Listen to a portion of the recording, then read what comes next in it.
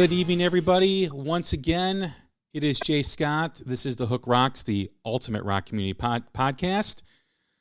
Welcome back to another episode. Welcome back to another new music spotlight. Today, we're featuring a band from Reading, Berkshire in England called the Amazons, and band that has gained a lot of momentum starting, a couple years ago with their new album in 2019, Future Dust. They recently did a tour with Dirty Honey, small club tour across the states. I'd like to welcome in vocalist and guitarist Matt Thomson. How you doing today, Matt? Hello. Yes, very well, thank you. Very well. Well, how you doing? I guess that should be the first question. Is what's going on with you? How's everything going out where you're at? It's good. It's kind of settling into this whole pandemic malarkey, and it's kind of in a weird position now where getting used to the new routine, which I have to say, to me personally, isn't a million miles away from what I would be doing anyway, in terms of the whole writing process. I mean, that self-isolation kind of comes naturally when you're trying to write a record, essentially. And but it's good. I recently moved to a place called Brighton, which is on the sea, about 3 or 4 days before we even before the lockdown in the UK started happening. So I kind of came off this US tour with Dirty Honey, as you said. Came back to the UK, spent a night with my parents, which was lovely, but also torture, kind of like reevaluating my life at that moment. And then I moved into a new place in Brighton, and then within 3 or 4 days from there, we were all locked down. So I'm in this new city that I'm experiencing just from going to the store, just like as a ghost town. It's such a weird experience, but it's a weird one. It is, and we're going to cover a lot of stuff today with what's going on currently with the Amazons and how everything is affecting you, but we always begin the same way every time we have a first-time guest on the show, and that is the essence of the podcast. Just like every rock song has a hook that sucks you in, every rock fan has a moment, whether it's a song, an album, a band, or performance that hooked them on rock and roll. What was it for you? Oh, wow. I'd say there's two. They were really big moments for me when I was growing up. It was Teenage Kicks by an Irish new wave group in the late 70s called The Undertones. And I heard that just on the radio, and it wasn't a record that my parents had. I kind of grew up on a nice steady diet of Zeppelin and Pink Floyd, and from my dad's side, and Springsteen and Luther Vandross and everything in between from my mum's side. But that record, that Undertones record, Teenage Kicks, really ignited something in me. And then I think that one had me on the ropes. And Smells Like Teen Spirit by Nirvana kind of was the knockout blow. And then I've been a lifer ever since. Where did it go from there? Once you heard, the music that hooked you on rock and roll, what was the evolution for you with your journey? Who made you want to pick up a guitar? That's a great question. I can't actually. I couldn't tell you one person who made me want to pick up a guitar. It's all kind of one. It's hard. It's almost like writing a song where you kind of remember basics of it, but the actual lighting of the touch paper is really hard to pin down. I think it's an amalgamation of those things. I think rather less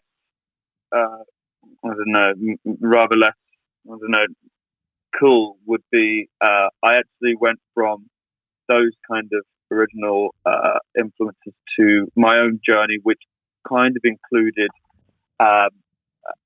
some forays into the likes of System of a Down and kind of like Slipknot and like very like high energy Rage Against the Machine, which I guess is a bit cooler. That was my own personal journey because, quite frankly, my parents didn't quite get it.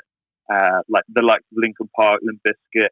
It was that kind of time, and this is like late teens and stuff. And I guess and some early Green Day albums as well. Just anything that had a kind of visceral energy that I wasn't quite getting from like the likes of Pink Floyd or whatever my parents were playing me.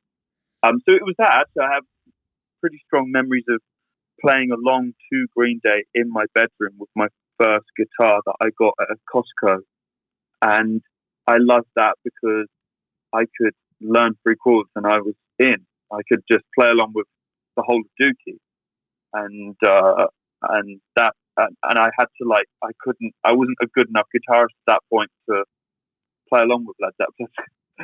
So those were my kind of, I got into that kind of much more, kind of like metal and pop punk and things like that on my own personal journey. And then that kind of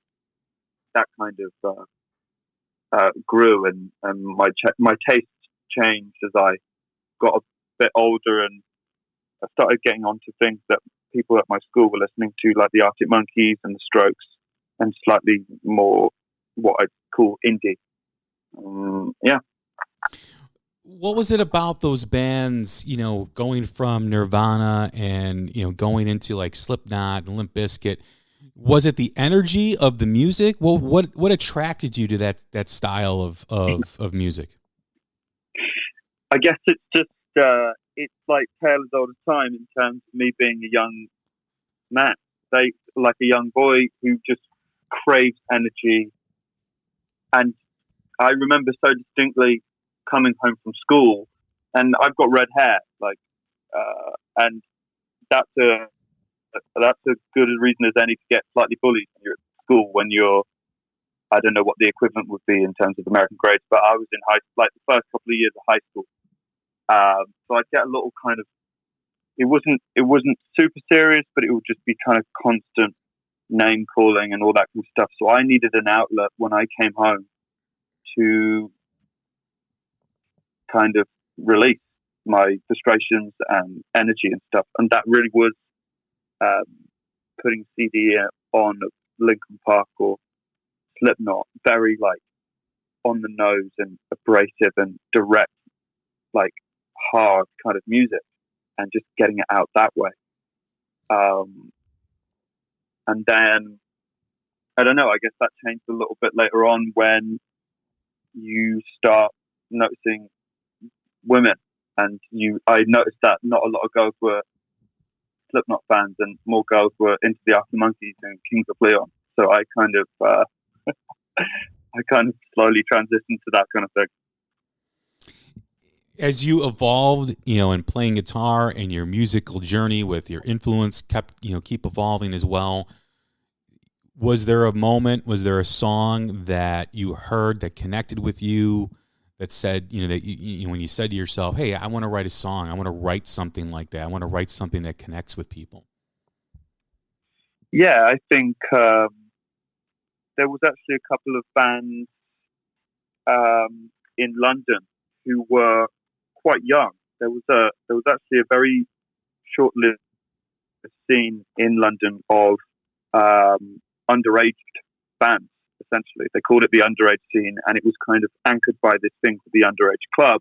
I knew about it in my hometown, 60 miles away, because of MySpace, and it lived on there. And it was basically a club night that played all of these bands who were under 18, which is the drinking age in the UK. There were indie bands who were like very influenced by what was going on in the indie scene in the US. I think there were bands like Bombay Bicycle Club, Cajun Dance Party, and they were kind of almost like younger versions of like the Arctic Monkeys and Block Party and those kind of UK indie bands. And what was important about them for me and my growth is that it actually started. I saw these kids. They must have been 17, 18 at the time, and I would like be 2 or 3 years younger. I saw them playing shows, forming bands, writing songs, getting record deals, and all that kind of thing. Everything I wanted to do. And it wasn't so far out of my reach. Like Led Zeppelin or whoever is so distant from me as a 15-year-old boy that you don't even attempt. And it was, it was seeing these bands in London, which wasn't so far away. We were essentially teenagers and playing shows and forming bands and writing songs that I really liked. That kind of really pushed me to think that this is something I can do. This is achievable. Present day, your music, is being listened to by people all over the globe. Your new album came out in 2019. Yeah. How are you still evolving in music as part of your musical journey? What types of things do you listen to? What types of things do you look for to keep feeding your creativity? That's an interesting question, because I've just been talking to the boys in the band and the management about that very question in terms of artistic growth. And I'm definitely at a crossroads and kind of in a transition currently about the things I've been listening to, and how that affects the music that we're making.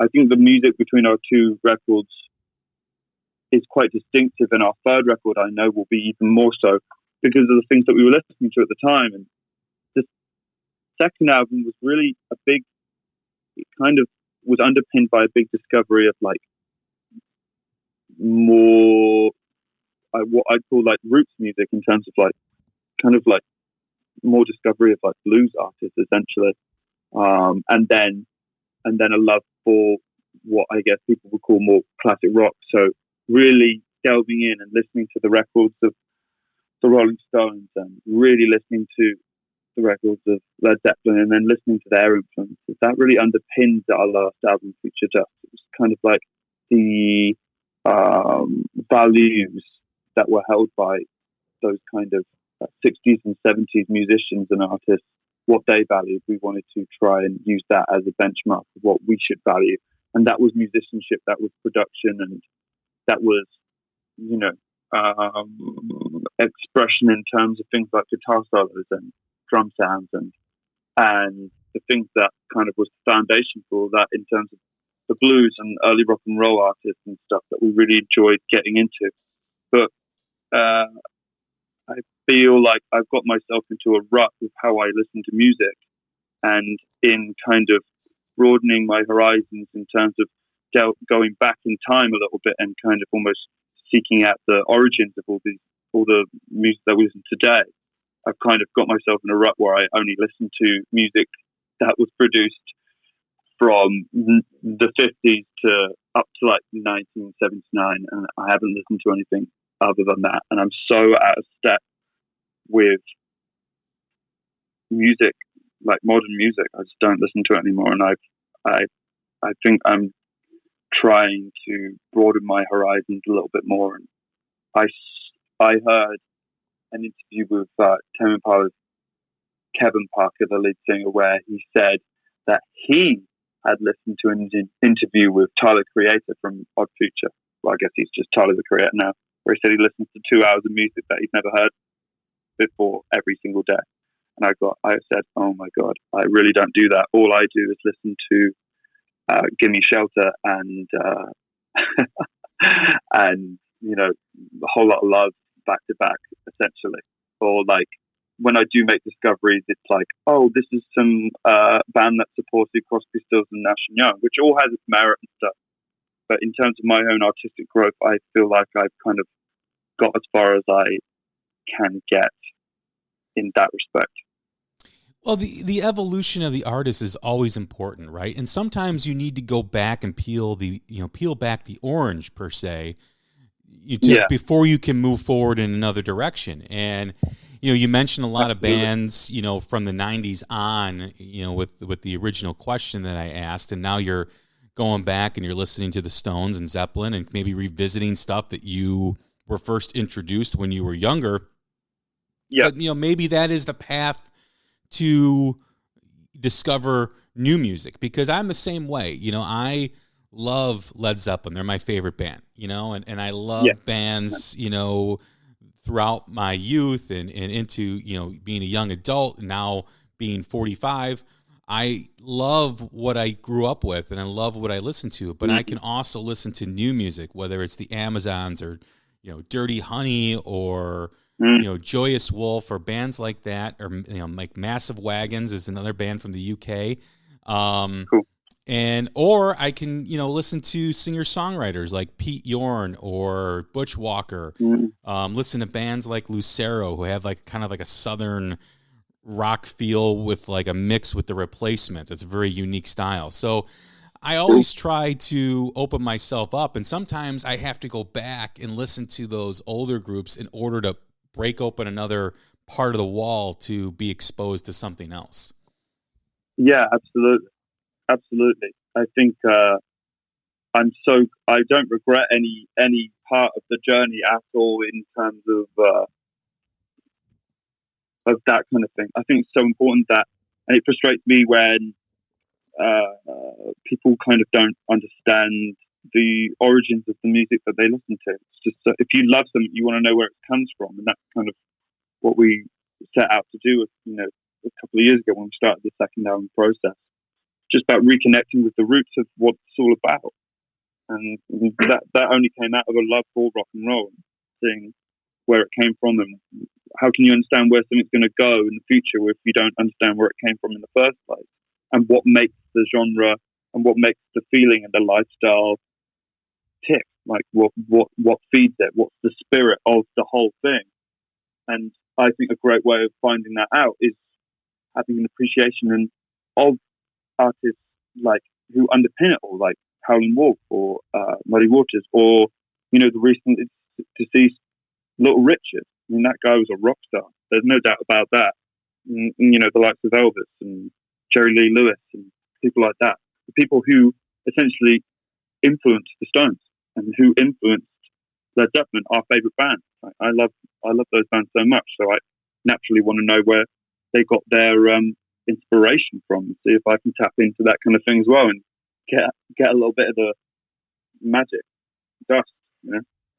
Well, it also means that you're a student of music, and what's really interesting is whenever you go back and listen to, the greats, whether it's the Stones, whether it's Zeppelin, whether it's the Beatles, and then you go back and listen to some of their influence, whether it's Howlin' Wolf, whether it's Muddy Waters, whether it's Sonny Boy Williamson, whatever it is, then when you go and you listen to stuff that you grew up on, like we talked about, or stuff that's new, you may hear something different than you didn't hear before. You may hear an influence that you didn't realize was in that song, or that band had that influence, and you have a whole new appreciation, or it sounds completely different to you. Oh, definitely. You just understand the context. You understand where you have a greater understanding about artists because you have an understanding of where they were, what they were listening to, and where they were coming from, which I think is the best thing when you're moving forward and making music yourself. The album Future Dust, great album. I really enjoyed it. Thank you. Just a fantastic record. Coming off your self-titled debut album, what was the purpose going into the recording studio with what you wanted to accomplish? Like, how did you want to evolve from the self-titled album into Future Dust? Well, I think there were a couple of the process of making the first album was such an amalgamation of so many different songs and like almost experiments in style that we'd had a go at over the 3 or 4 years that we wrote the first record. And what we were really enjoying playing live was the darker, heavier, more riff-based songs. There's a couple of songs from the first record, Little Something, Black Magic, that we felt way more at home playing, way more inspired playing live, for, in support of the debut album. So we wanted to carry that sound on and just explore that side of what we do way more, and use that as a basis for a launch pad for what we wanted to do with the second record, which was to go slightly darker and to explore more riff-based stuff and to make a real visceral and fat rock rock and roll record. And what we wanted to also do was kind of shift, we wanted to shake off this kind of UK indie tag that we'd been given, that we didn't like, because we didn't feel like we associated with any of the bands that had been given that tag as well when we were playing festivals and stuff, and just didn't feel like any kind of relationship with the other bands that were called indie bands. So we wanted to make a rock record, and quite an unapologetic rock record, with guitar solos and riffs and all that kind of thing. That's where our heads were at. And of course, like as I was saying earlier, we were listening to a huge amount of like blues and what you'd probably call more classic rock influences and stuff. That really kind of sonically influenced the record, whilst lyrically, I thought the world was kind of burning a bit when we were writing the record, and I had no idea what was going to come, of course. But and that it has that kind of apocalyptic feel. I mean, we love songs like "Gimme Shelter" by the Stones, and love that kind of apocalyptic feel, end of world feel that it had. And I just wanted to have a go at doing that. When you are recording an album and you're writing an album, what is the process for the Amazons? Who brings the ideas? Is it a collaborative effort? Are you the primary songwriter? How does that work when you guys are making an album? Yeah, there's a lot of it's a pretty fluid process. It can be sometimes super collaborative, and sometimes I can kind of have a vision and just go for it. What is set in stone usually is that I handle the lyrics and the kind of melodies and maybe the more traditional kind of song part of it, whilst I usually write as little arrangement as possible. I usually try and write as much on the acoustic guitar as possible and show the boys in the band, and then we put together arrangements really, and everyone's kind of pretty clear and happy in their roles in the band. Like our drummer is a fantastic drummer. He's got a real embedded sense of rhythm, and I have great respect for what he does, as well as our guitarist. He's incredible at writing licks and riffs and things like that, and our bassist. So really, in a nutshell, it's more the traditional song, what you would consider the song, the lyrics and the melody, I take care of. And then the Amazons as a whole, we sort out the arrangement, which is pretty much half the battle, which is sometimes the hardest bit of it all, really. When you're writing music and you're writing lyrics, whether it's something that inspired you or whether it's something that is personal to you, whether good or bad, how do you connect with that vulnerability of revisiting something that may have been a bad experience or even a positive experience, and then you write it because you got to connect with it all over again? You've got to relive the experience. And then when you put it on the album and fans are listening to it or people are listening to it, you want them to connect with it either in their own way or connect with it with how you did, have some sort of connection. How does that, how do you navigate with your mind and wrap your head around that whole experience? Yeah, it can be such a source of, it can be a real cathartic process, writing the lyrics and making sense of personal situations or even broader. And especially with the last record, I tried to make a deeply personal record that I felt could translate on a wider stage. For example, a song like Warning Sign, which is probably, I think, second to last on the record. And it can either be construed as a society being reckless and not taking care of itself, regardless of warning signs, or it could be where it personally came from on a much more intimate level, be about someone who is being reckless and irresponsible when it comes to their own well-being. And that's what I was going to try and go for. So it's almost easier So it's not completely deeply intimate, but I have to kind of dig up, the old kind of ghosts every time I sing it live. But that just is part of the job. It's just kind of part of writing lyrics that are personal, really. I wouldn't go there unless I was ultimately comfortable with singing it every night. But some things just need to be said, whether they're uncomfortable or not. And that's just part of the art. And sometimes it's, instead of just bottling up things, it's actually better to keep on readdressing things. And to be able to have a deeply personal songs, especially on this last record, and it being taken by fans, and they have their own, they kind of prescribe their own experiences to it, and you can see it in their eyes, and you can see it when they're singing it, like in the front row, or whatever, when we're playing shows and stuff.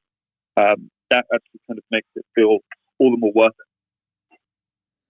it. Like almost like conceding that, like this kind of like bearing of your soul, like making yourself vulnerable. It's kind of vindicated when people do reciprocate it and so clearly connect with it in the live performance.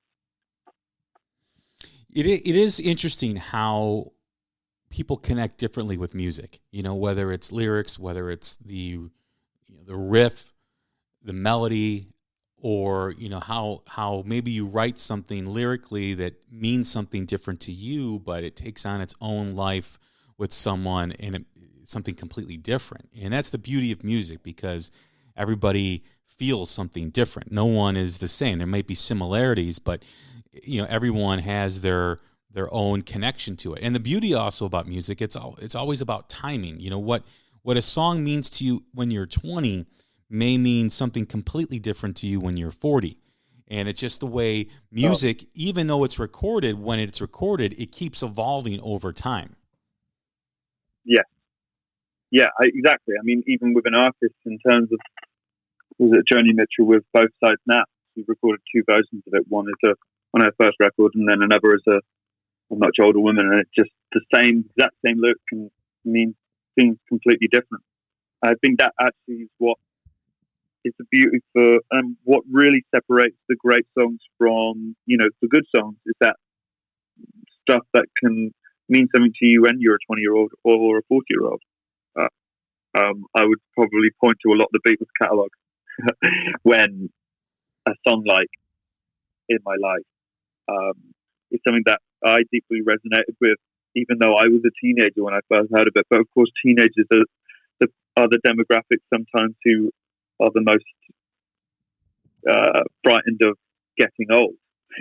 And then, like later on, as you gain more experiences in life, the same song with the same lyrics takes on different meaning, which is remains to be seen whether the Amazons have written any songs like that. I'm not so sure, but I'd like to. I think that's something you should definitely aspire to. Make music that can last. Obviously, it's quite a hard brief to work to, but that's what you hope. I'm sure that's what all musicians and all artists hope for, that their music can last.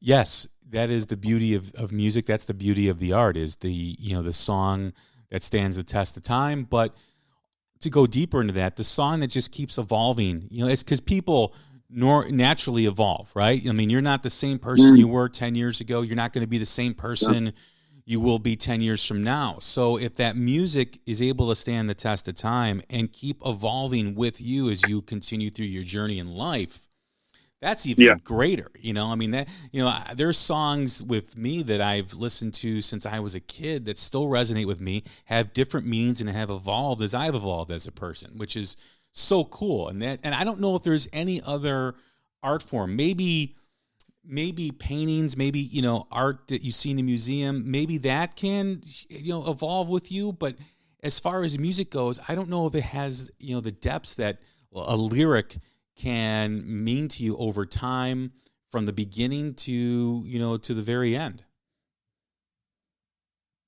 No, I agree. And that's why people like myself and yourself are, once you're in for life. Yeah, absolutely. And it's just something that I can't imagine I can't imagine life without music. And that's what this pandemic is quite interesting, is that you don't think about, like, I don't kind of constantly say to myself how much I love music all the time, or like I don't remind myself how much I love live concerts or performances, because you wouldn't constantly remind yourself about how much you love water or oxygen. It just happens. But when it's deprived from you a little bit, it really puts into perspective how important it actually is to just living and just managing life. Just, it's like a good tonic to all the crap we have to put up with, really. Yeah, I guess, that is the wonder right now, is how is this going to continue to affect music, with the pandemic, the global pandemic, how it affects creativity. I don't know, man. I hear a lot of different things from different artists that I've interviewed over the past couple of months since this all started. Some artists are still able to remain creative and still able to write music and create things. Others are having a difficult time because they need to experience life and doing things on a daily basis, doing different things that may inspire the creative juice. What is it like for you? Are you able to create? You mentioned that you're diving into some music that you may have listened to before and going even deeper into it with their influence. How has that creative process been since this, global pandemic started? It's been okay. I feel for people and I totally understand people who are a little bit, artists who are a little bit almost feel a bit vulnerable and like that they're kind of worried that they haven't written as much. And I kind of tackled that with more like kind of almost I know that this is going to go on for quite a long time. I've kind of known that for the last 6 weeks or so. So if there is a day or 2 days or 3 days in a row where I haven't written anything, I kind of don't fret about it too much, because there'll be plenty of opportunity to do so, really. I kind of always know that there's going to be another day of this. It's not going to go away anytime soon. So, and I'm just using it as a chance to like dive into other art forms, really, and using the time to almost like get into things that I've wanted to do but put off. I've been watching a lot of classic films, the kind of classic films that you go, oh my God, I can't believe you haven't seen that. And we made a huge list at the beginning of this of all the songs, all the films that we should have seen but haven't. Things like Godfather 2, things like Casablanca, things like, 12 Angry Men, Doctor Strangelove, all the kind of classics that we never got around to seeing. And just getting into that and just letting yourself just get into those worlds and just turning off for a moment. And that really helps the creative process with music. And also just like listening to music that I haven't heard before. Like I'm listening to a lot of classic albums that I feel like I should have heard but haven't. Today's was Jagged Little Pill. I've never heard that back to front, so I just put it on today. And just things like that. Just I find if I'm just consuming art, whether it's music or film or whatever, and I've got a guitar like nearby, I'll noodle anyway. And it's just, now we've got the time to capture the lightning in a bottle, really. I don't really have a big routine. I don't have anywhere to be. So if I do get any kind of inspiration, I know I'm a captive audience for the inspiration, if you know what I mean. Like I've got nothing else to do except from capture it. Yeah, that's interesting. It's when you're involved in a situation like this that a lot of people are experiencing, I guess the one positive thing is that that a lot of people are dealing with this together. There's the Amazons aren't being singled out. It's not just an Amazon issue. It's bands, it's music in general, it's clubs, it's theaters. So in that essence, you kind of feel a little bit together on it, and with being creative, it may ease.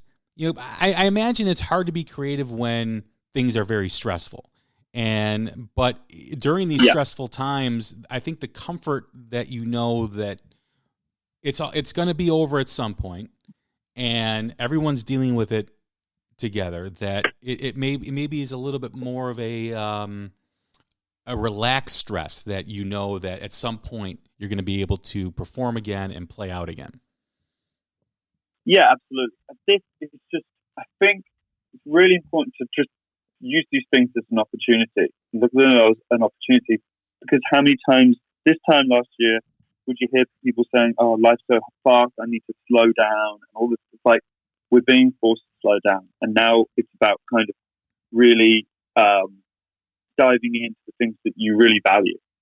And I value art, and it's all about diving as deep as possible into it, and diving as deep as possible into the process of making music. And I think music's just such a huge part of coming to terms and processing what's going on. And I found myself really at the beginning, I was stressed. I found myself really moving towards music that had also been made in times of national and international struggle. Really, like kind of the main thing would be kind of the anti-Vietnam War, civil rights, hippie kind of 60s explosion of, soul and R&B and rock and roll. I found myself just falling into listening to artists like Dylan and Lennon, who had something to say about those times, but they weren't, it wasn't like dark times, so we're going to make really dark music. It was kind of like, they're telling you the truth, but we're also having a party, we're also having fun with it. Or like Sly and the Family Stone or whatever at Woodstock. That kind of Woodstock era, when they're like facing such huge challenges, but they're making such vibrant and optimistic and uplifting music. And I think if I had a message for other artists in the COVID-19 era, then I want artists to make uplifting music. I think that was I watched that huge show where loads of artists, like, it was the Lady Gaga thing, and everyone, all these artists like the Stones and Lady Gaga, and they did this one continuous concert online for Global Citizen charity. And I felt they missed the trick a little bit, because it was almost like everyone was filming themselves at home, and they thought, well, okay, times are hard, so what shall I do? Oh, I know, I'll pick my saddest ballad. And it just made the whole tone of it feel just kind of a little bit melancholy and sad stuff, when actually music, as well as showing you and guiding you, it should also really help you escape as well. And I felt like you can't always get what you want with the Stones. I thought that was a good trick, where the lyrics were kind of good, but it's also an uplifting tune, and it wasn't some mopey ballad, essentially. That's what I want from artists. I want them to make me dance, but show me the truth, help me escape, and make me dance. Yeah, I agree. That's a great point. Do you guys have a plan once this is over? I mean, how are the Amazons going to move forward? Is it kind of a wait and see approach, or is it, do you guys have some sort of formal structure, once this pandemic is over? Yeah, well, you caught me at a good time, because I just came off a big Zoom call with my management and band, and we were talking about the very thing. And it was nice and fresh in my mind. We are kind of at the end of this year. Was basically the end of the Future Dust campaign. We were going to do lots of festivals in the summer. That's not happening. So, and then we were going to take a break, like not necessarily a break of like, oh, let's go on holiday, lads. It's more like, let's kind of go quiet for a bit and really write the best record of our careers. And that's still the name of the game, really. I mean, we were touring around dates for music to come out, 2021, because we want to make the best record we can. It's almost, we want to make a record that's seen as a kind of reintroduction of the band. We've got to a certain point in our journey in the UK, but where our hearts are is really like coming to the States. and we need to write a record that can help us further that journey in the United States, because we had such an amazing time when we toured with Dirty Honey, visiting, all these places that we heard of before, and that was so important when we were, getting into music and stuff. And we got to visit them, and we got to go there, like Chicago, Nashville, Austin, Los Angeles, New York, and stuff. So that's basically what our plans are: making the best record possible, and spending this year writing it, and next year recording it, and kind of coming back with like better than we've ever released music before. The bill with you and Dirty Honey here in the States was, remarkable. I mean, it was a good gig. A good gig. Yeah, I mean, both you guys are, the face of new rock music, and Dirty Honey has momentum. You guys have momentum. It was a good way for people to be exposed to you. It was a good way to people to see Dirty Honey, and we talk about these big tours, these big concerts, and the money spent on tickets and all that. Going to see the Amazons and Dirty Honey for $20 and seeing great music and being exposed to two great bands was phenomenal. I am so glad that you guys did that, and so glad that you hooked in with Dirty Honey, who's another great new band. It was very similar to seeing Tyler Bryant and the Temperance Movement, who came last summer. Those two hooked up for a small tour in the States too as well, and both great bands, and both, great experiences to see them. How did that all start with you guys and Dirty Honey? How did that happen? I mean, we've been wanting to get over to the States for a while. It kind of actually all started with us signing a record deal with Island Records at the beginning of 2019. And that set up, essentially some money to come over. And then we started looking at opportunities, looking at bands that we liked. And it all came really through, we had the same agent out in Los Angeles, and they put it to the band. The band really liked what we were doing.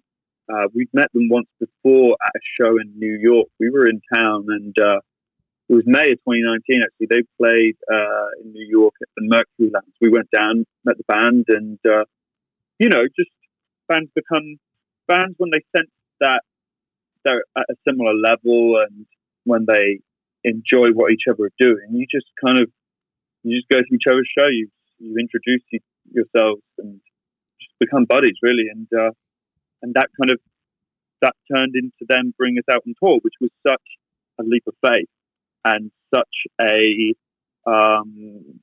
it was such an endorsement from them. And knowing that we haven't really done a huge amount in the United States before, but we were at a level in Europe and the UK, and knowing that we probably weren't worth that many tickets to them, but they loved what we were doing, they wanted to take us out, and we'll definitely be forever indebted to them for that. And we had an amazing time on that tour, and it was a good ticket, because you got a band touring the States for the first time in us as the Amazons, and we've been around for a long time. We've done 2 albums. We know how to work the room. We know how to do these things. And then you've also got Dirty Honey, who are just starting their journey really as that band, but they have they're slightly older than us. They've got a wealth of experience. They're extremely good musicians, and I think you can tell that from the show. And both bands are hit the ground running, essentially. That's what I'm trying to say. So it was a good ticket for $20. Yeah, no, it was phenomenal. It was great. When you talk about making a name for yourself in the UK and trying to get exposure into the United States and getting exposure with the fans here, that really speaks of the current state of rock and roll and how difficult it is for new music to be heard because of the lack of infrastructure that's in place for an outlet for new music. I mean, there's so many platforms for people to go to, whether it's Spotify or iTunes or YouTube or wherever, It's difficult. How do you guys feel things are progressing in terms of new bands coming up in the UK? Obviously a lot of bands have the goal to play here in the States. You guys have done that. You guys want to continue to do that. But how is the vision of the Amazons, deal with the lack of outlet for new music, or the lack of relevance for rock music right now that's going on? It's tough. I think it's tough because there is definitely a scene, especially in the UK. We've got a huge punk and kind of real alternative left field DIY scene. That seems to be the only thing that's really happening at the moment. There's a couple of bands called Fontaine's DC and Idols, which isn't really our kind of rock and roll. It's very it's essentially punk. It's super left in terms of its sonic, but also in terms of its politics. It's very it's very kind of extreme sounds and all that kind of stuff. But they do pretty well. I actually heard Idols on KLOS with the guy from Sex Pistols, and they're kind of doing things over in the States. I think they're on a US label.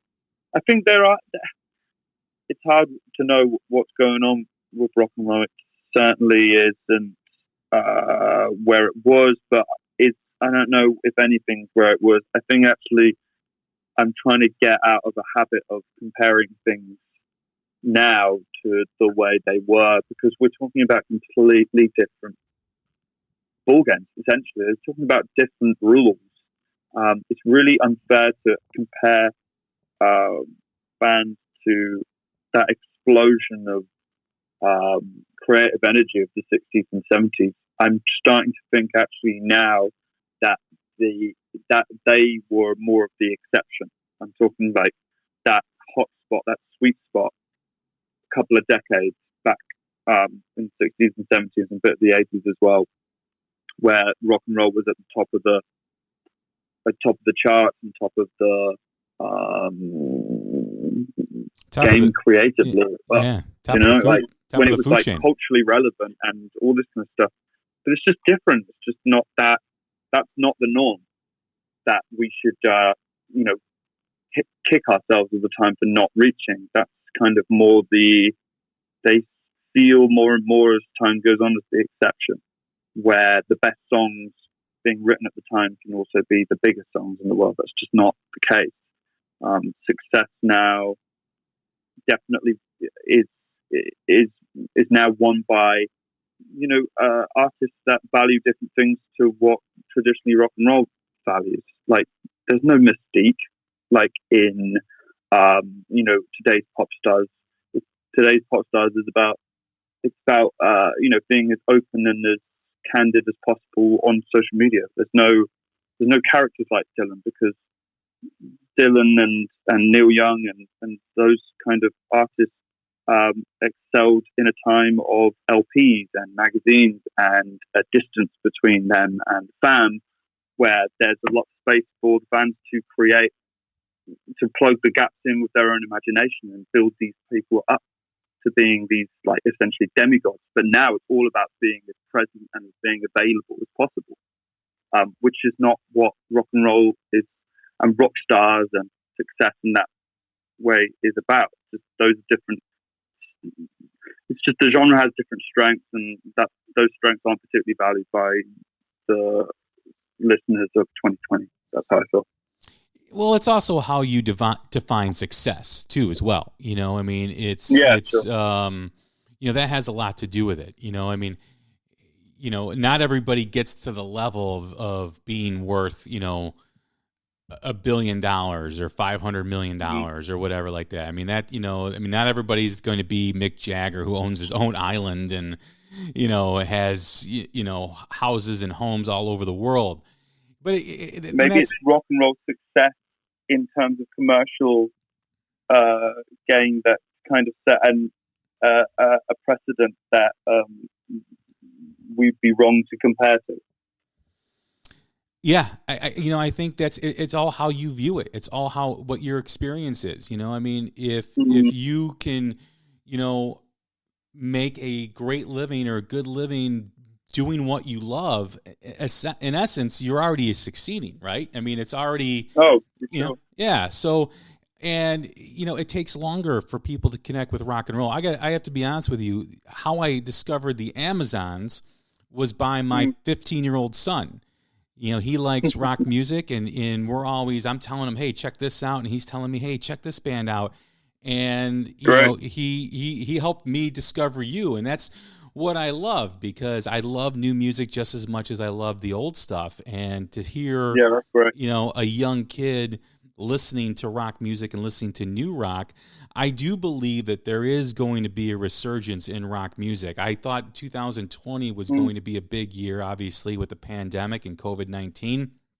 Things have to be paused, and it's not going to happen. But I do think what excites me about the future is that when this is over, there's going to be a huge push with new music. And it's going to be... definitely. Yeah, and it's going to be everywhere, and that's exciting. Babies and albums. Yeah. That's what the story of 2021 will be. Yes. Babies and albums. or babies, albums, and divorces. So exactly. But I do believe that. I just think that out of something bad, something good comes of it, and I'm sure there's going to be multitude of good that comes out of this. But I believe in terms of music, there's going to be just an outrageous amount of new stuff coming out, and it's going to be great. And it's going to be, we're kind of in a lull and not watching live music now. No one's going to a show.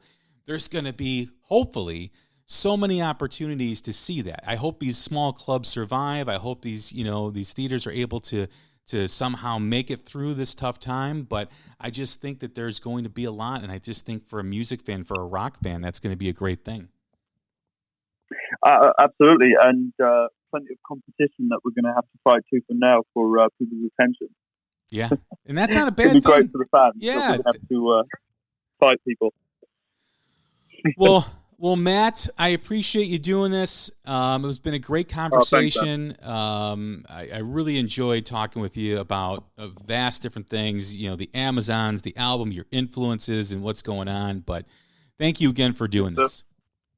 Oh, no, thanks very much. It's it was a great chat, and hopefully see you next time we're in Chicago. I would love to see you guys again, and thanks again for doing the podcast. Once again, everybody, that's Matt Thomson from the Amazons. Their new album is Future Dust, released late last year. Go check it out. Go buy it. Go stream it. It's a great album. I'm going to wrap up here. I'm Jay Scott. This is The Hook Rocks, the Ultimate Rock Community Podcast, and we will talk again soon. Take care.